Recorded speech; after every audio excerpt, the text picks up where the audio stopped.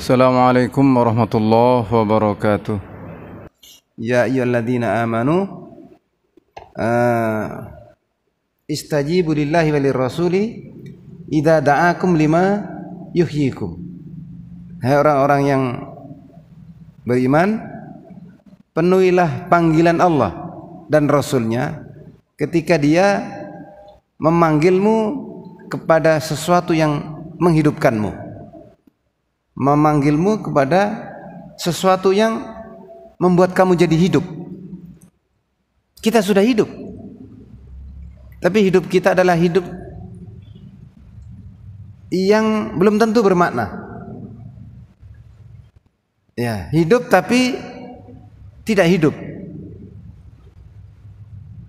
Hidupnya adanya sama dengan tidak adanya. Ya, karena tidak bermakna. Seluruh amal-amalnya haba'an mumbatha, akan berterbangan, nggak ada nilainya. Tapi kalau ada iman di dalamnya, ada iman yang mendahului segala amalnya, ada iman yang mendahului segala rahmat-rahmat yang lain, maka dia menjadi hidup. Hidup kita menjadi bermakna. Ya, tergantung memaksimalkannya, tapi yang pasti bermakna. Ya, kalau dia 1 dan nolnya ada 3, maka dia menjadi 1000. Kalau nolnya 6 menjadi 1.000.000 dan seterusnya. Itulah gambaran tentang nikmat iman yang harus kita syukuri pertama sebelum segala sesuatunya. Jamaah yang dimuliakan Allah. Selanjutnya, marilah kita pada pagi hari yang berbahagia ini kita renungi kembali, ya, beberapa ayat di antara ayat-ayat Allah Ta'ala dalam surah Al-Hujurat ayat 6 sampai 8. Saya pernah khutbahkan ayat ini di tempat ini. Mungkin ada yang masih ingat, tetapi mungkin juga ada yang lupa. Tidak ada salahnya kita kaji kembali. Ya. Kita kaji kembali karena memang lancar kaji karena diulang, kata pepatah. Kita menjadi semakin faham, yang setengah-setengah lupa menjadi ingat kembali. A'udzubillahi minasyaitonirrajim.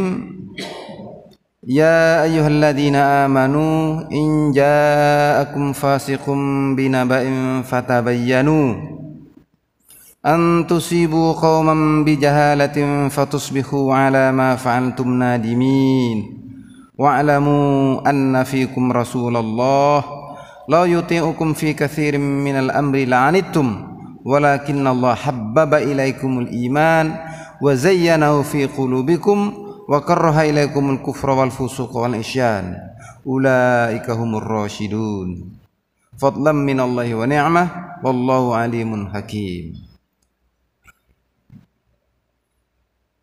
Hai orang-orang yang beriman, in ja'akum fasiqum binaba'in, apabila datang kepadamu, ya, fasiqun, seorang fasik, binaba'in, dengan membawa berita, fatabayyanu, maka tabayyunlah, maka cek kembali, cek and recheck kalau bahasa televisinya itu, harus betul-betul dicek, tabayyun.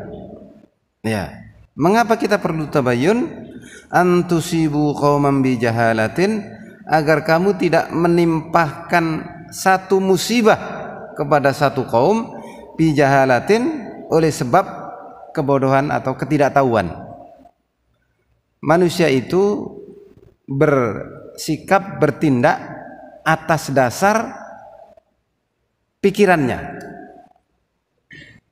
Ya, kita datang ke sini karena digerakkan oleh pikiran kita. Nah, pikiran kita bergerak karena ilmu pengetahuan, karena informasi yang masuk yang kemudian menjadi satu konsep dalam pikiran kita, yang dengan konsep itu kita menjalani hidup ini. Dan terbentuknya konsep dalam pikiran itu tidak tiba-tiba, bisa panjang, tapi bisa juga tiba-tiba. Ada satu informasi yang masuk, kemudian dia langsung mengambil sikap. Karena biasanya didahului dengan konsep-konsep yang ada sebelumnya, ada prakonsepsinya, baru kemudian terbentuk pikiran, dan atas dasar pikiran itu dia mengambil sikap atau melakukan tindakan. Nah, informasi ini menentukan sekali. Ketika informasi itu baik, maka nanti yang keluar outputnya akan baik. Sebaliknya, kalau informasi yang buruk, outputnya juga nanti akan buruk. Karena yang masuk itu salah, maka sikap yang diambil juga salah. Kalau informasi yang masuk benar, maka insya Allah sikap yang diambil benar. Walaupun tidak sesederhana itu pikiran manusia, tetapi intinya apa yang masuk itu pula yang akan keluar menjadi sikap.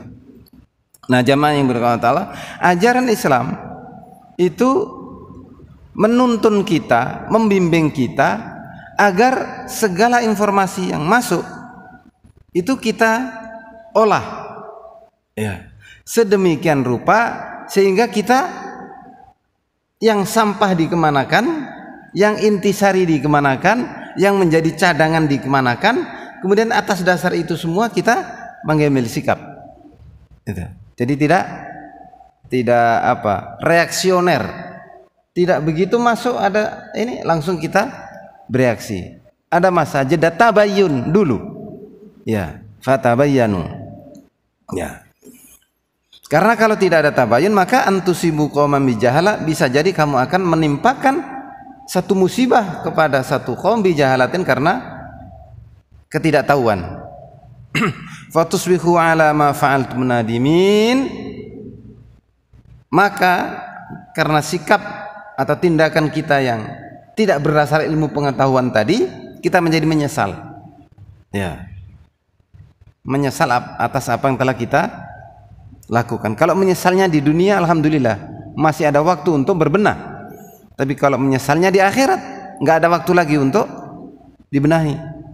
Ya, naudzubillahi min dzalik. Nah, jamaah yang dimuliakan Allah Ta'ala, sebelum kita masuk ke ayat berikutnya, ayat ini turun berkaitan dengan suatu peristiwa. Ya. Rangkaian peristiwa dari perang Bani Mustalik. Jadi Bani Mustalik itu satu cabang dari Bani Khuza'ah. Ketika Rasulullah SAW telah mapan posisinya di Mekah, menurut riwayat tahun ke-5 Hijrah, menurut riwayat tahun ke-6 Hijrah, menurut riwayat tahun ke-4 Hijrah. Ya.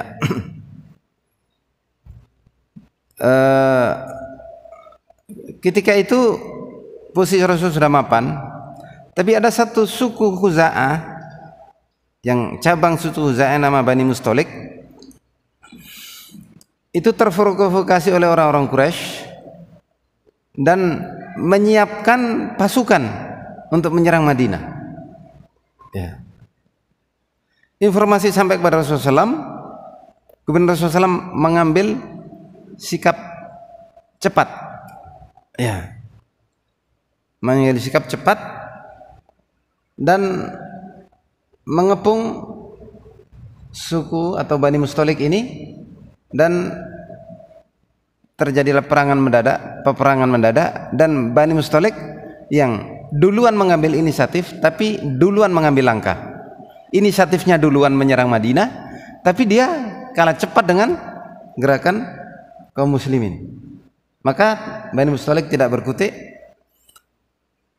dan mereka tidak ada pilihan lain kecuali menyerah dan masuk Islam. Ya, ada kisah yang romantis di balik itu, karena salah satu tawanan kaum muslimin dari perang Bani Mustalik tadi adalah putri dari pimpinan Bani Mustalik. Ya, dia suaminya terbunuh. Masih muda dia, umurnya sekitar 17-18. Suaminya terbunuh, dia tertawan, dan kemudian ayahnya ada ceritanya, nanti panjang, kita nggak cerita tentang itu. Tapi yang jelas kemudian tawanan ini jatuh ke seorang sahabat, kemudian ayahnya bernego, yang kemudian ujungnya Juwairiyah ini kemudian ikut Rasulullah SAW, kemudian dinikahi Rasulullah SAW, dan namanya dari Buroh diganti menjadi Juwairiyah. Ya, jadi Juwairiyah itu nama asalnya, Buroh menjadi budak atau tawanan perang Bani Mustalik. Nah, ayahnya Buroh ini pemimpin Bani Mustalik, namanya Al-Harith bin Dirar Al-Khuzai. Al-Harith bin Dirar Al-Khuzai ya, orang yang sangat disegani, berwibawa, tapi kalau perang hilang. Ya, tapi kemudian dia memilih pilihan yang tepat dan nuraninya juga jernih. Ya, dia menyatakan masuk Islam dan kemudian kepada Rasulullah SAW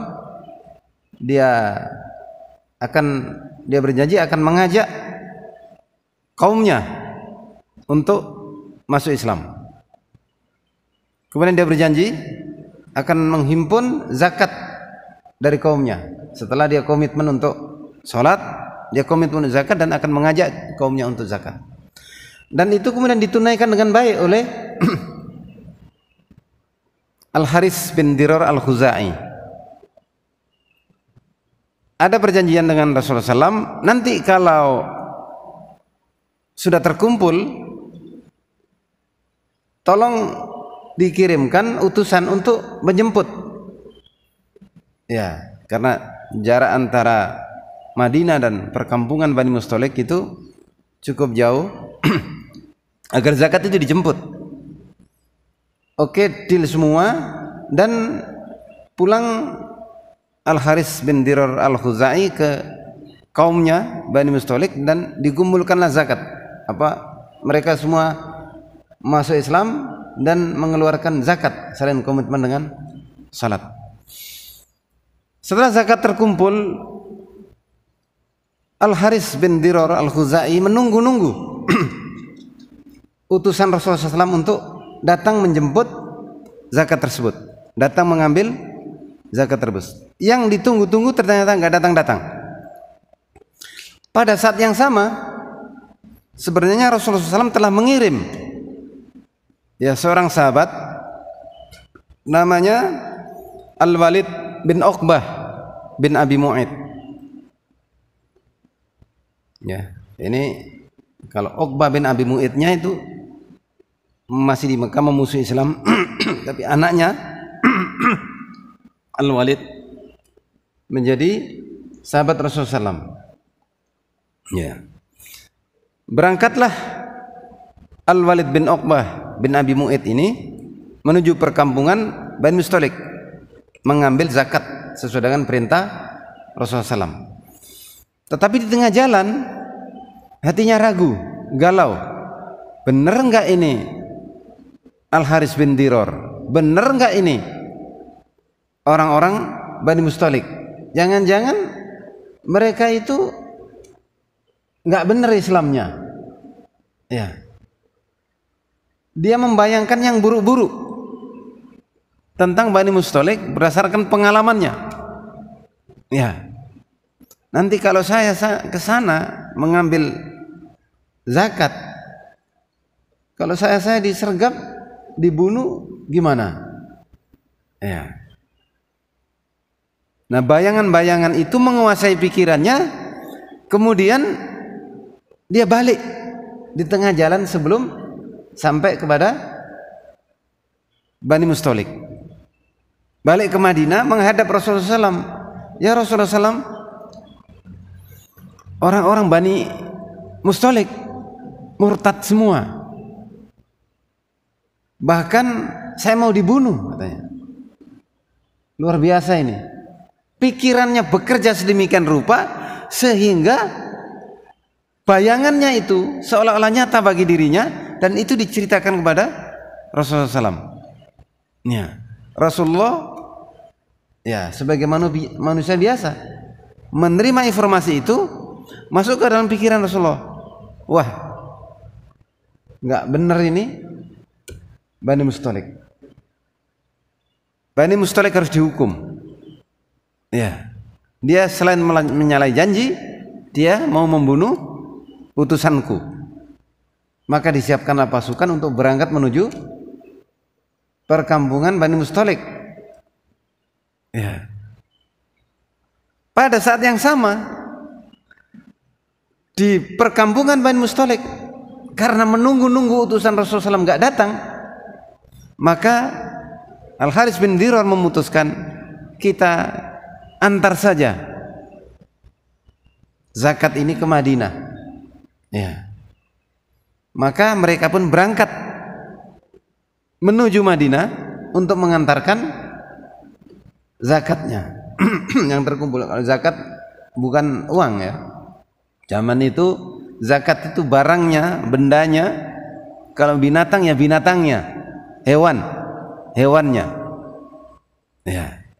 Ini bab nanti diskusinya. Jadi zakat yang telah dikumpulkan itu dikirim ke Madinah. Di tengah jalan bertemulah pasukan yang dikirim Rasulullah SAW dengan rombongan yang mau mengantarkan zakat ini. Apa? Ditanya, Anda mau kemana? Ya. Saling kenal walaupun beda perkampungan dan suku, karena memang masyarakat tradisional itu saling mengenal walaupun jauh. Dia mengatakan, kami, kata pasukan Islam, akan menggempur Bani Mustalik. Kaget orang-orang. Kenapa? Ya, dia mengingkari janji Rasulullah SAW, janji kepada Rasulullah SAW, bahkan mau membunuh utusan Rasulullah SAW. Duh, yang benar saja, nggak ada. Justru kami menunggu-nunggu utusan Rasulullah SAW untuk mengambil zakat kami. Ini zakatnya mau saya antarkan. Itu terjadilah cekcok. Yang benar yang mana ini? Al-Harits bin Dirar atau Al-Walid bin Uqbah? Ya. Para sahabat ini walaupun kondisinya genting, penuh dengan emosi, tapi kesadaran iman membuat mereka harus cross check kepada Rasulullah SAW ini. Nah, maka mereka pun datang kepada Rasulullah SAW, bareng-bareng datang. Laporan Al-Walid begitu, laporan Al-Harits begitu. Yang benar yang mana? Rasulullah SAW nggak tahu yang gaib, ya, kecuali yang dikasih tahu oleh Allah Ta'ala. Maka beliau memohon kepada Allah untuk menjelaskan masalah ini. Nah, turunlah ayat ke-6 surat Al-Hujurat ini. Ya ayyuhalladzina amanu in ja'akum fasiqun binaba'in fatabayyanu an tusibu qauman bijahalatin fatusbihu ala ma fa'altum nadimin. Dari situ tahulah Rasulullah SAW bahwa yang enggak benar itu adalah Al-Walid bin Uqbah. Al-Walid bin Uqbah bohong. Al-Walid bin Uqbah mengarang cerita. Ya. Mengarang cerita. Ya. Al-Walid tidak dihukum, hanya diperingatkan. Ya, dan ayat ini menjadi apa istilahnya? Ayatnya Al-Walid bin Uqbah. Ya, Al-Walid bin Uqbah terpukul. Pertama, bohongnya ketahuan. Kedua, ada ayat yang turun yang mensifati dia seolah-olah sebagai orang fasik karena membawa berita bohong. Ya. Dia pun tobat.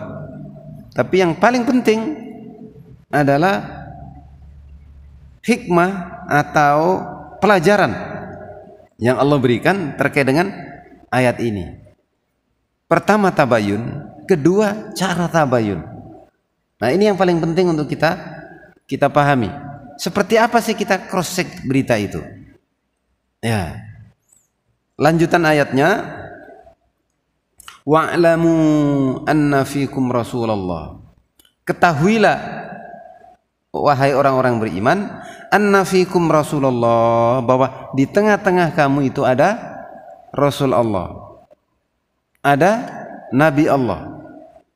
Lau yuti'ukum fi katsir minal amri, sekiranya Rasulullah SAW itu yang mengikutimu dalam urusan ini atau dalam banyak urusan, katsir minal amri, la'anittum, niscaya kamu akan susah, niscaya kamu akan berat menjalani hidup ini.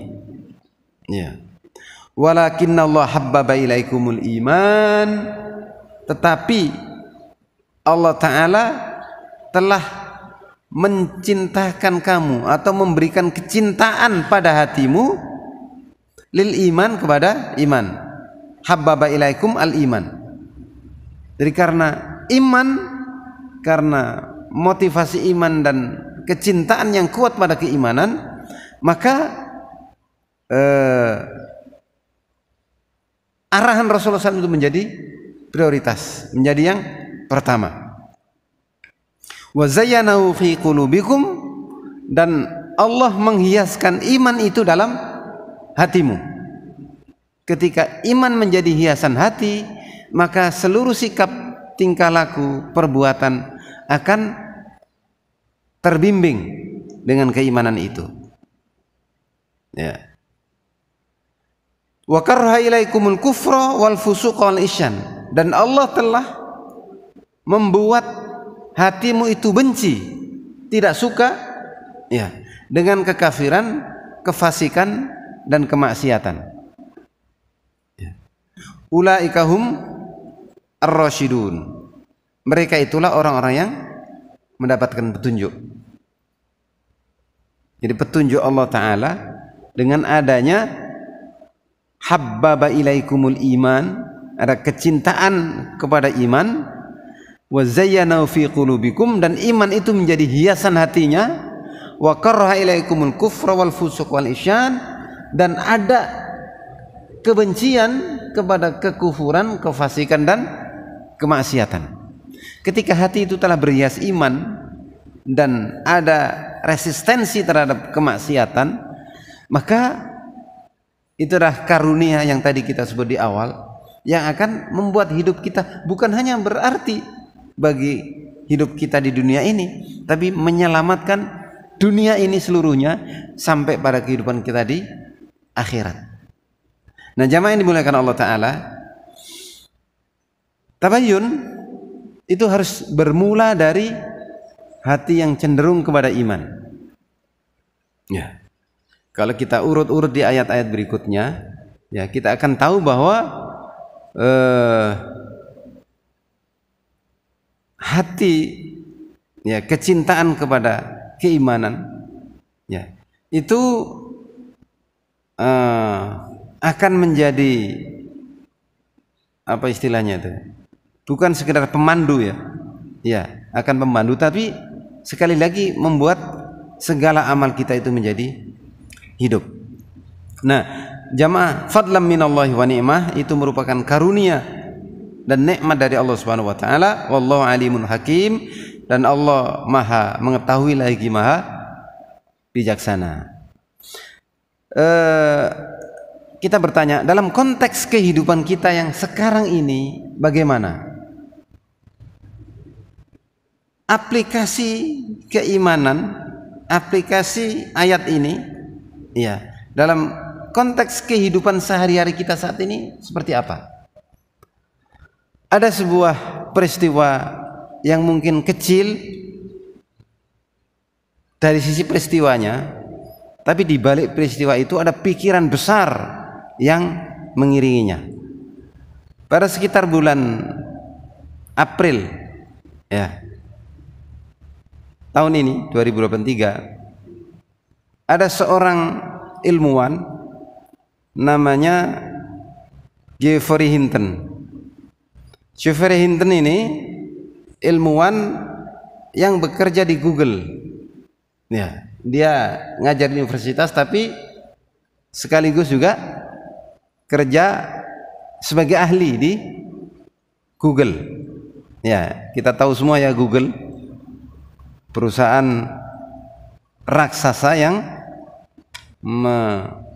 apa istilahnya, menguasai dunia ini dengan teknologinya.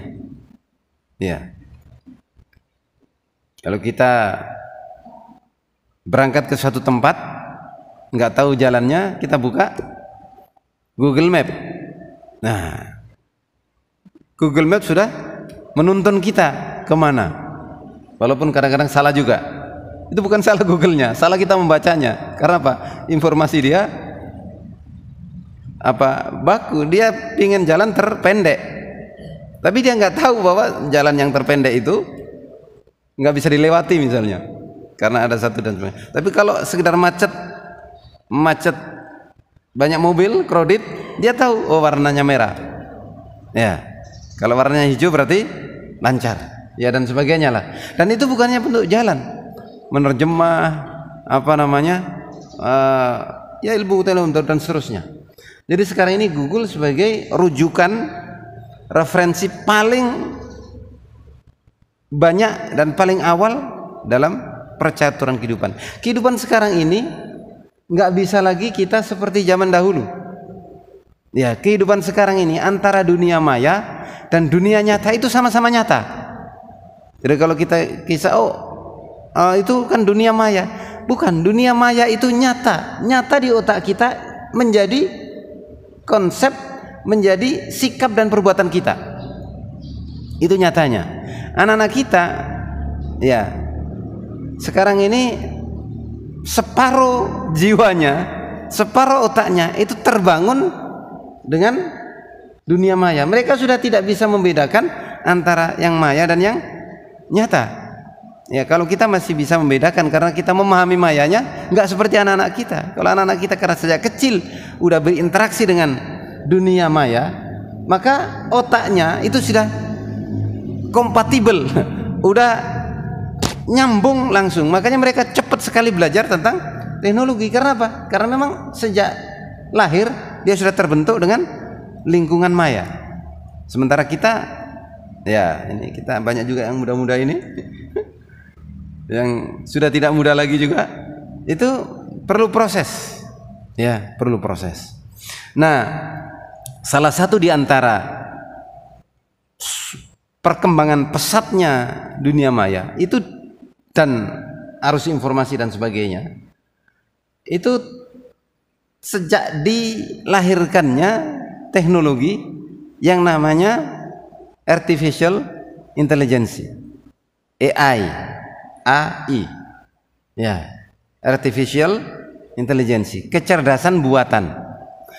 Ini rindasannya sudah lama. Dulu komputer masih sederhana, itu sudah, dan komputer itu sebenarnya kecerdasan buatan.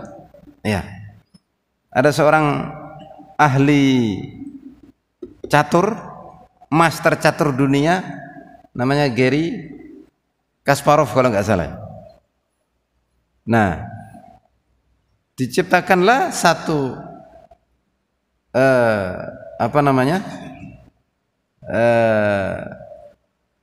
sistem, ya, yang membuat dia bisa bermain catur. Ya, jadi komputer ini bermain catur melawan Kasparov. Nah, berkali-kali ternyata Kasparov kalah. Itu ternyata master catur dunia kalah dengan komputer. Iya. Dan sekarang AI ini sudah berkembang sangat pesat sehingga dia bukan sekedar menirukan tapi merespon. Ya, kita ngomong apa, dia respon langsung seperti apa yang kita omongkan, dia meresponnya. Dia bisa berdialog dengan manusia seolah-olah manusia dengan manusia. Banyak itu kalau kita googling, kalau kita buka itu sangat ini sekali. Yang berbentuk manusia, robot juga seperti itu, digerakkan oleh AI dan seterusnya. Nah, kenapa pakar AI di Google, ya, Geoffrey Hinton ini kok mundur?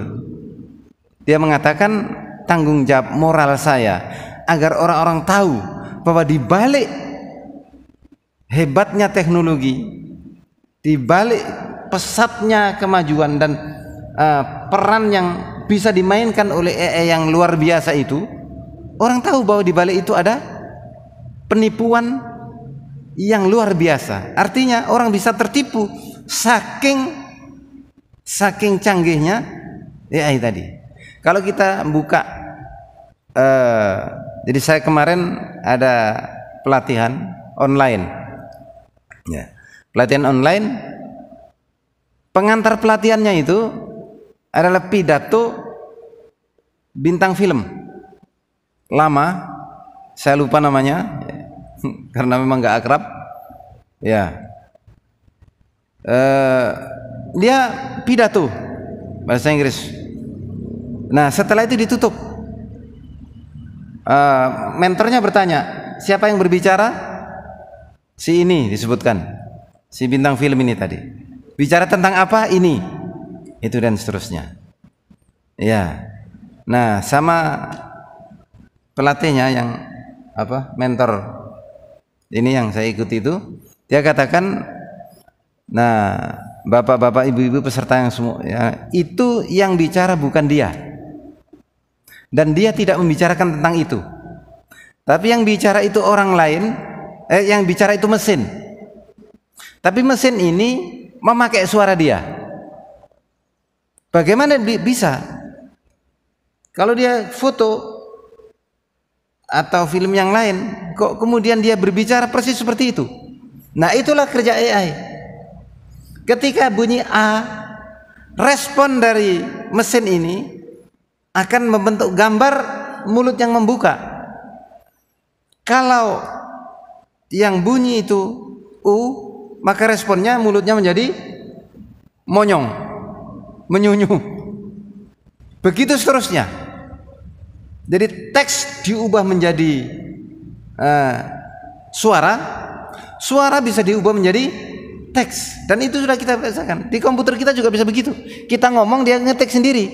Jadi nggak usah capek-capek kita balas WA atau balas email dengan ngetik, kelamaan itu. Cukup kita ngomong, nanti berubah menjadi teks. Begitu juga teks bisa berubah menjadi suara. Bukan hanya suara, tapi suara itu akan menampilkan orangnya, ya, dan ekspresi, mimik dan mulutnya akan mengekspresikan persis dengan apa yang dikatakannya. Ya, dikatakannya. Jadi gambar itu yang tadi si bintang film tadi yang saya lupa namanya tadi, dia tidak pernah pidato seperti itu. Tapi yang pidato adalah mesin, tapi wajah dia.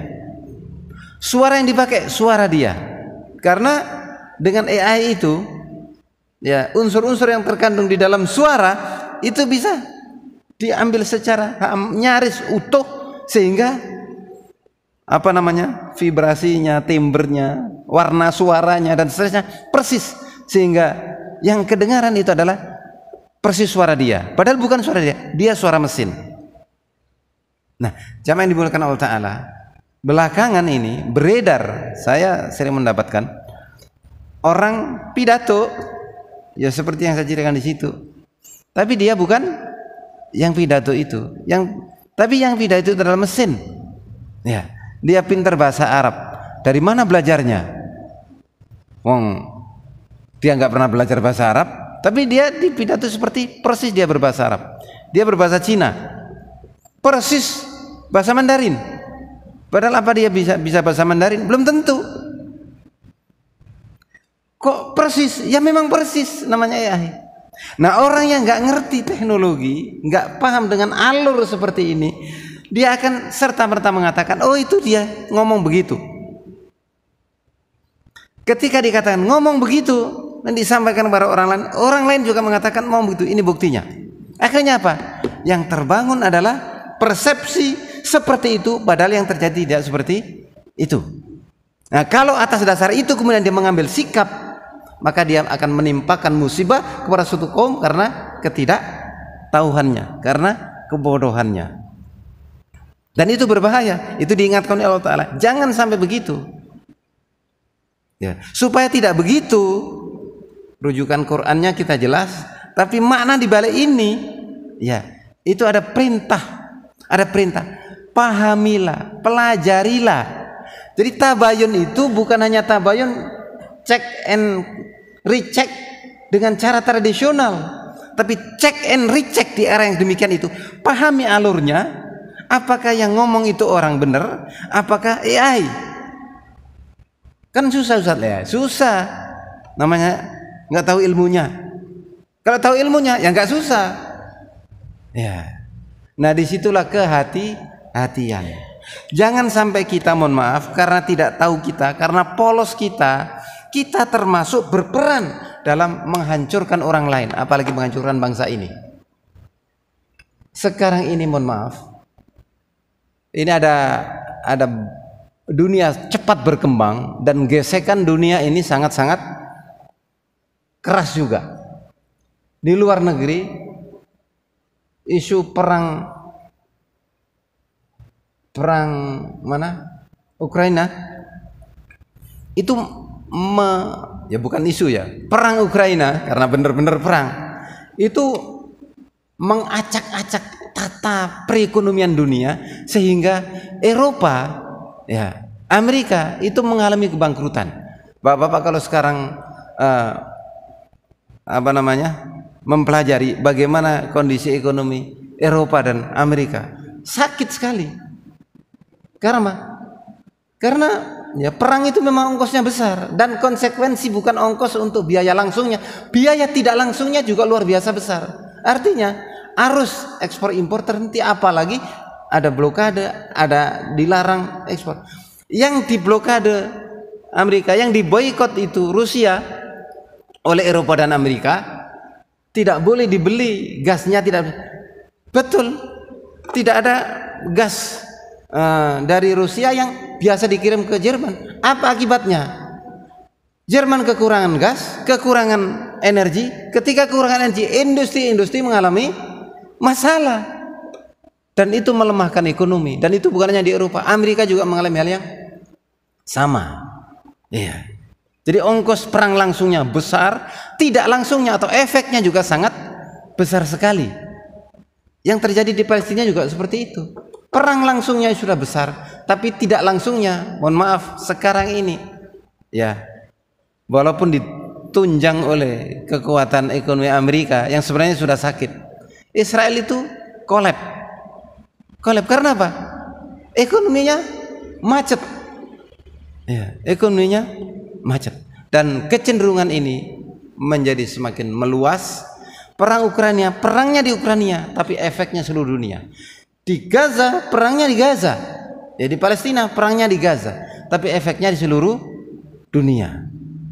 Ya, efeknya di seluruh dunia. Dan kalau ini kemudian akan berkembang menjadi perang kawasan, kecenderungannya akan berkembang menjadi perang kawasan karena masing-masing membawa bolone dewe-dewe, kan, membawa sekutu masing-masing. Ya, Houthi sudah terlibat, Yaman, Iran terlibat, Amerika sejak awal sudah terlibat. Iya, nanti kalau itu kemudian berkelanjutan, maka efeknya juga akan mendunia. Di dalam negeri kita sekarang kita menghadapi perang juga, walaupun bukan perang militer, tapi perang politik. Dan mohon maaf, senjatanya bukan senjata tank dan baja, tapi informasi. Senjatanya adalah informasi, dan informasi itu mana yang asli informasi, mana yang direkayasa, mana yang asli dan dibelokkan, mana yang karena hoax, informasi yang nggak benar itu macam-macam sisinya. Kontennya benar, tapi sudut pandangnya bisa dibuat berbeda. Framing istilahnya, tergantung yang memframing. Beritanya apa, framingnya seperti apa, maka seperti itulah jadinya. Nah, orang yang awam yang tidak ngerti akan serta-merta bertindak, bersikap, dan kemudian ikut. Akhirnya apa? Dia menimpahkan musibah kepada satu kaum karena kebodohannya.